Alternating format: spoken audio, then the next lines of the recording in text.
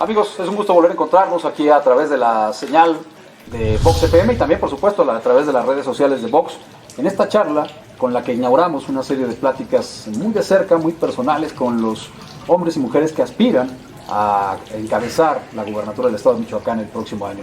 Y me da mucho gusto saludar a Víctor Silva Tejeda, hasta hace unos meses dirigente estatal del PRI, ha sido diputado federal, ha sido diputado local y presidente del Congreso de Michoacán.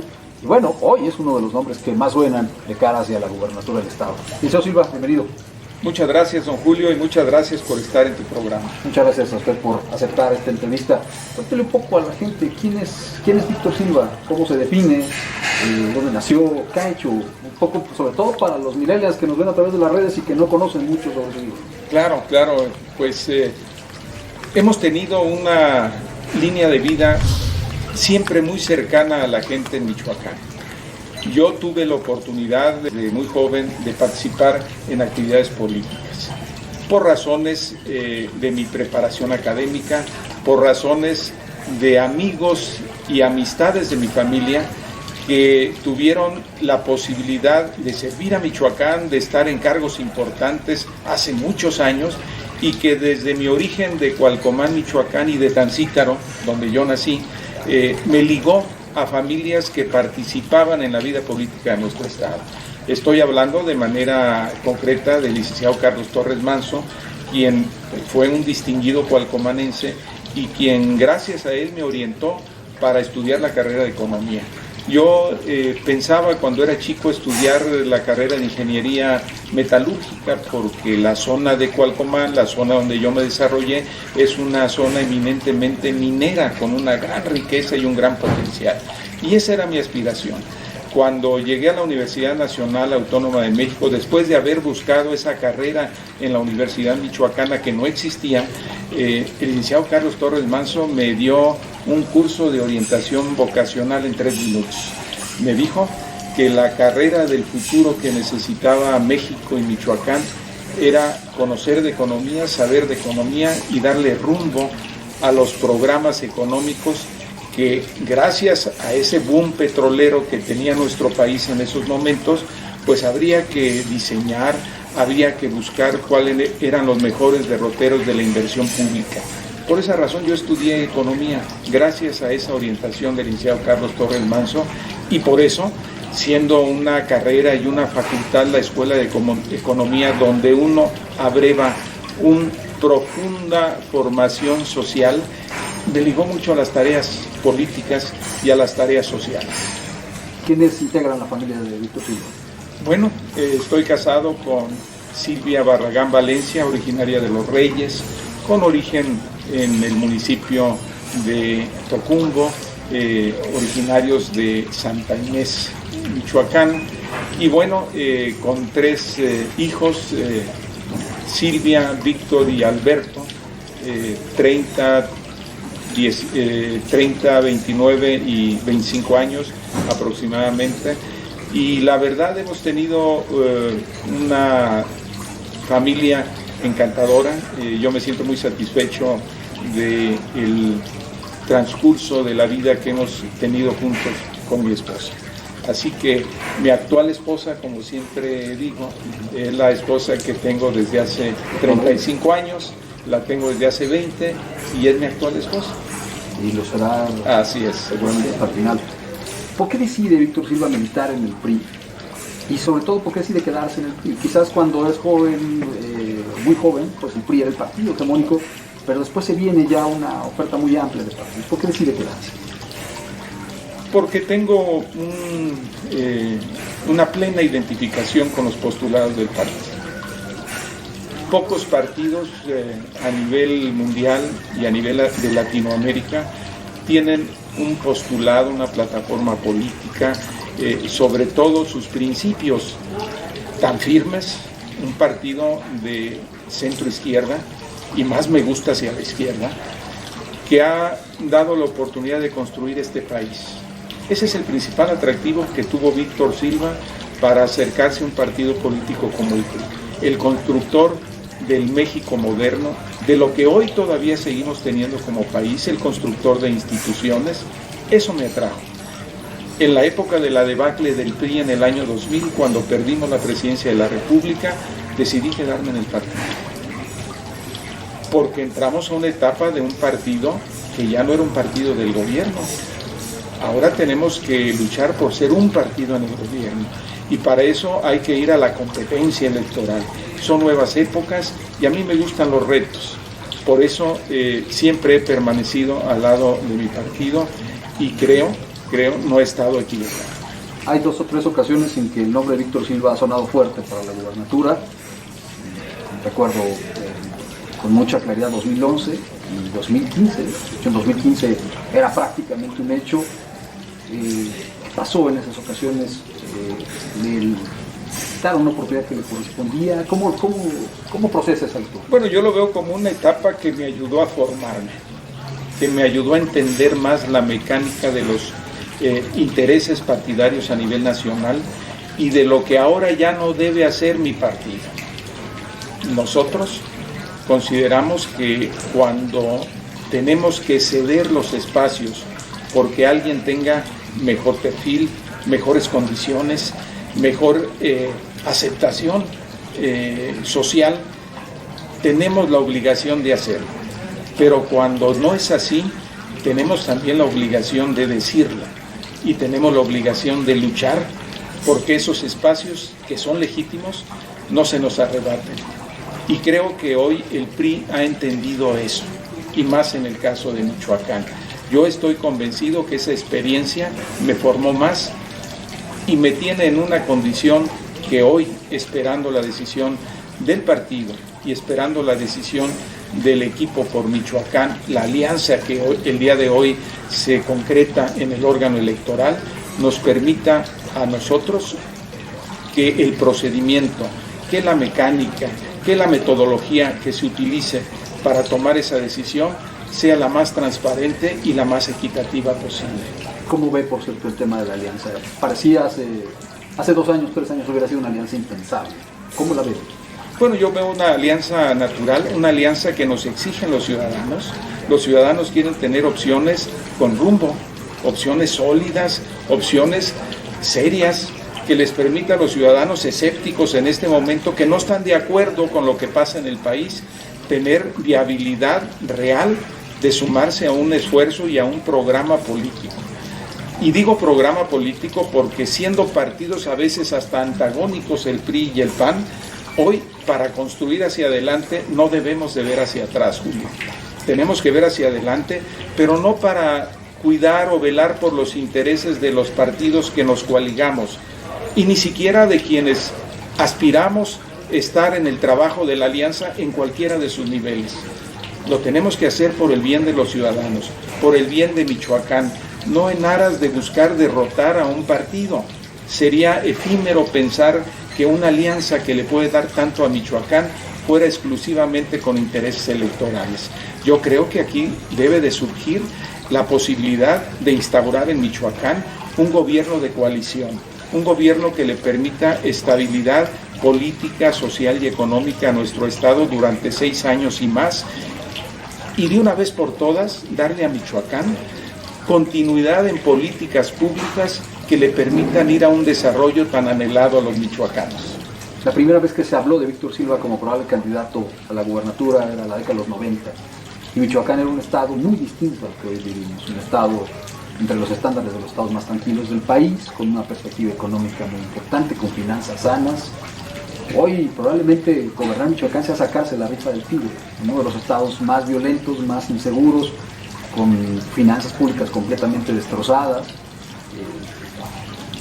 ¿Aún así le interesa gobernar este estado? Yo diría que, y empecé mi charla, que ha sido un comportamiento de vida. Y nos hemos preparado durante décadas para estos momentos y para estas tareas. Y yo no diría que sacarse la rifa del tigre, de los 3 tigres, mi querido Julio. No nos quedemos cortos.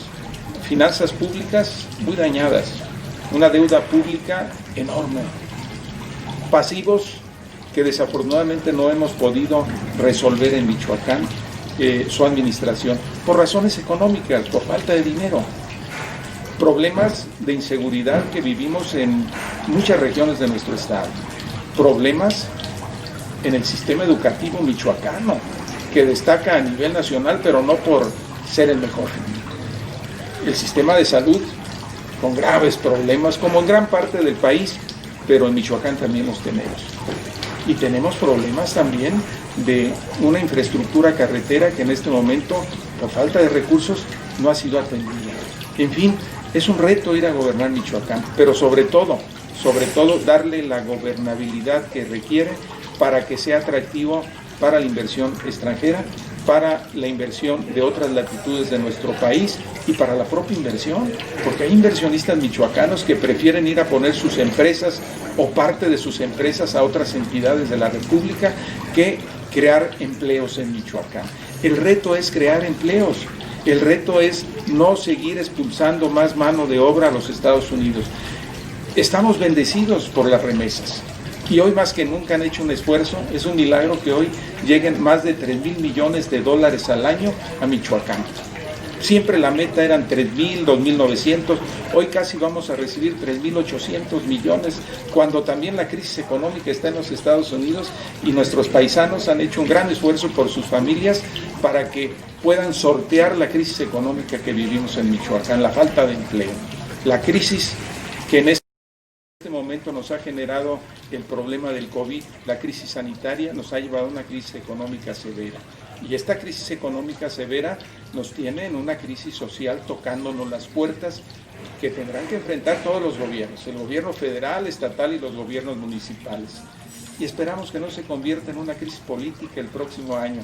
Por eso es para mí motivante poder participar en un ejercicio político que pueda yo ofrecerle propuestas a los michoacanos donde podamos tener mejor calidad de vida, pero sobre todo sortear los problemas que estamos viviendo. Esos ya los tenemos en puerta.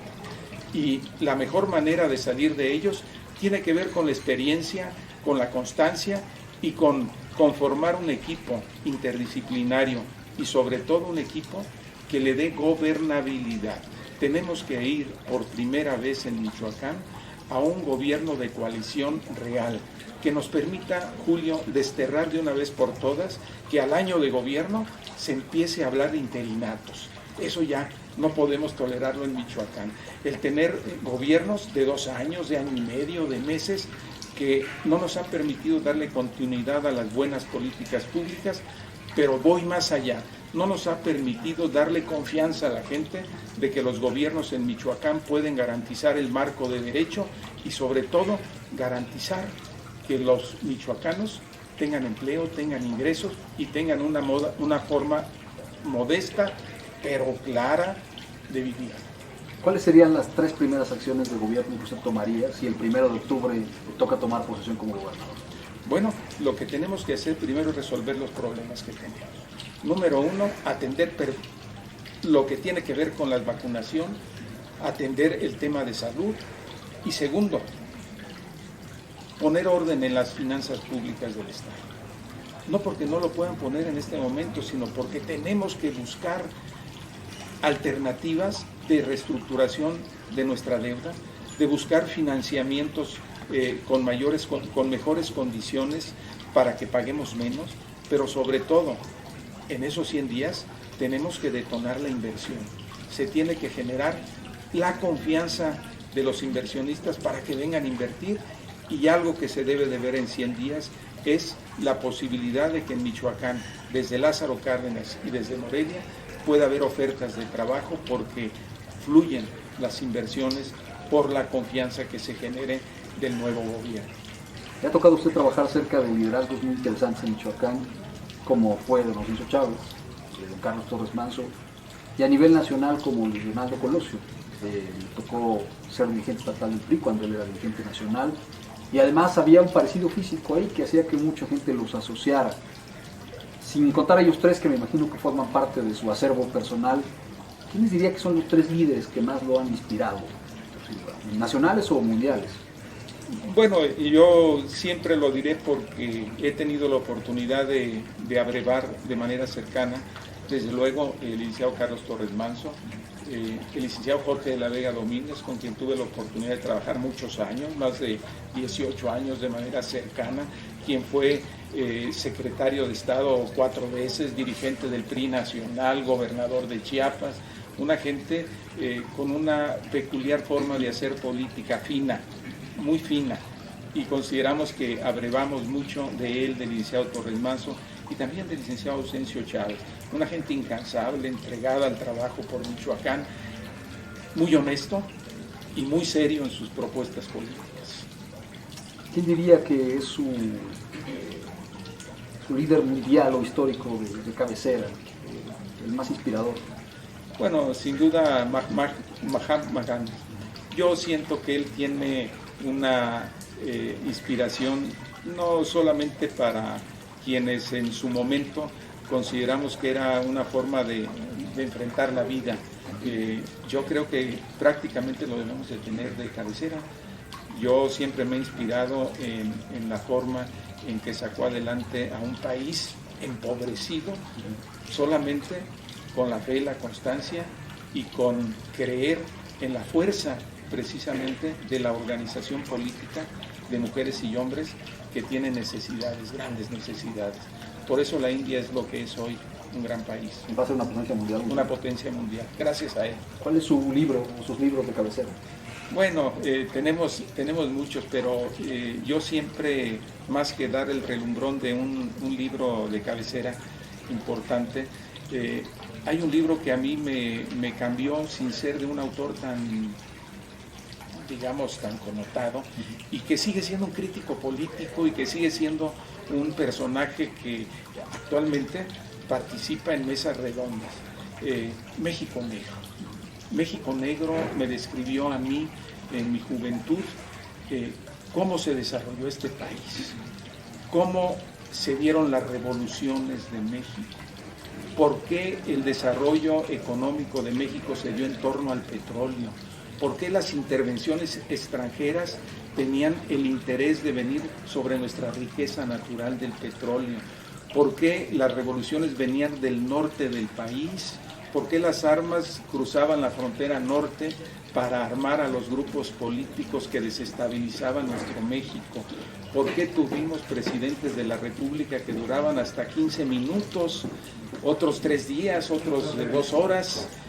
La historia de nuestro país, bien que mal, está reflejada con Martín Moreno en el México Negro. A mí me marcó porque de ahí me surgió el interés de conocer más el desarrollo político, económico y social de México.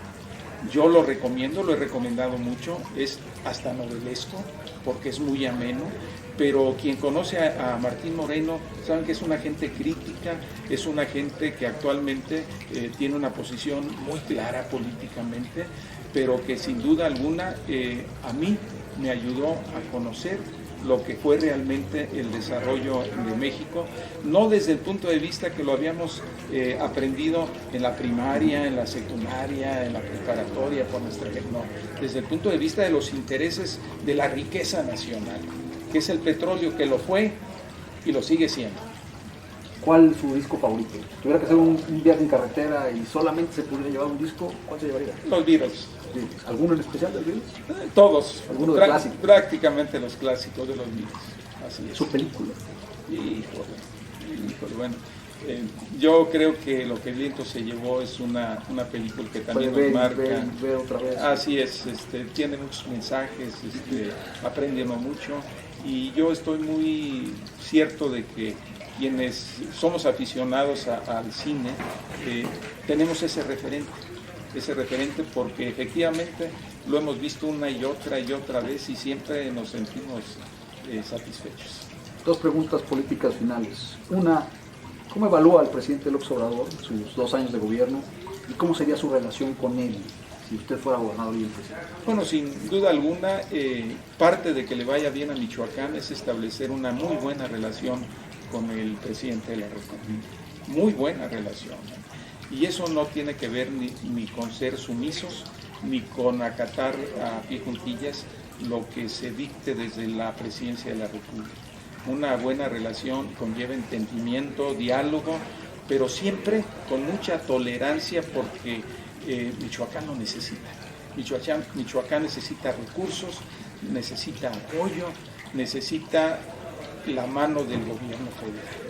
Por lo tanto, nunca habrá la intención, jamás habrá la intención de estar en contra o no tener buena relación ni con el presidente de la República ni con el gobierno federal en su conjunto. Yo creo que hasta hoy el gobierno federal no ha dado los resultados esperados por la expectativa de 30 millones de mexicanos que votaron por esa opción en su momento. Hoy esos 30 millones y los ciudadanos que no votaron por esa opción, tenemos todo el derecho de evaluarlo. Y yo considero que ha dejado mucho que desear porque la expectativa fue muy grande. Y este país requiere el llamado a la unidad, a la concordia, al trabajo en equipo. Y eso es lo que ha hecho falta en este momento en el gobierno federal. Convocar a la unidad nacional para juntos enfrentar los grandes retos que tiene México. Por eso yo creo que le falta mucho por cumplir los compromisos que se hizo en campaña. Yo no estaría nunca dispuesto a entrar en confrontación con el gobierno federal. Finalmente, si no es Víctor Silva el candidato, ¿quién diría Víctor Silva que está bien que sea, qué bueno que sea, lo voy a respaldar, lo voy a apoyar? ¿Y qué va a hacer Víctor Silva si no es el candidato? Bueno, yo lo que puedo decir es que si yo no tuviera la candidatura, definitivamente la alianza tendría que tener la responsabilidad de buscar al mejor perfil. Y el mejor perfil de un hombre o de una mujer y de un hombre, pues están en la mesa. Afortunadamente hay muy buenos perfiles, todos son buenos perfiles. Los del PRD son buenos perfiles, los del PAN son buenos perfiles, los del PRI, mis compañeros, son buenos perfiles. Tenemos una mujer, una extraordinaria mujer, Adriana Hernández, una mujer luchona, trabajadora, está ahí. Todos son buenos perfiles. Nada más que la responsabilidad de nuestros dirigentes partidarios son los que llevan la carga en este momento de tomar la mejor decisión. Víctor Silva, muchas gracias por platicar con nosotros y inaugurar estas charlas. Ojalá que tengamos pronto oportunidad de volver a reencontrarnos. Al contrario, don Julio, muchas gracias y muchas gracias a todo el auditorio. Muchas gracias, amigos de las redes sociales, por haber estado con nosotros en esta plática. Seguramente nos volveremos a encontrar muy pronto. Que tengan buen día.